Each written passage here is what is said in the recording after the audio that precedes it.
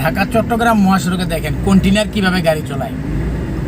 Government শত চেষ্টা করে জ্যামে রাখতে পারবে না যতক্ষণ পর্যন্ত এই ভদ্রলোকেরা চেঞ্জ না হবে।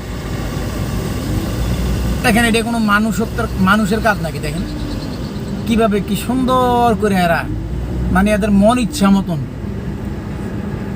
চলতেছে, মানে পাল্লা দেওয়া চলে, দুইজনে একসাথে ও তাল মিলাইয়া চলে।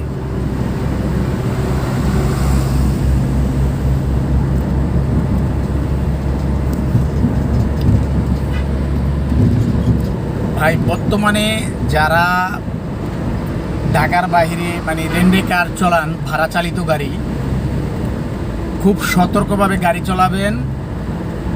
আমাদের গ্যারেজের একটা গাড়ি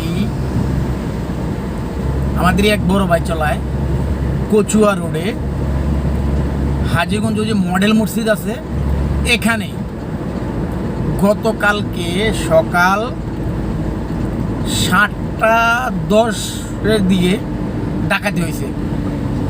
গাড়ি তো ক্ষতি হয়েছে, গাড়ির গ্লাসগুলো সব ভেঙে ফেলাইছে, প্লাস গাড়িতে যাত্রীদের কাছে যা যা ছিল নিয়ে গেছে।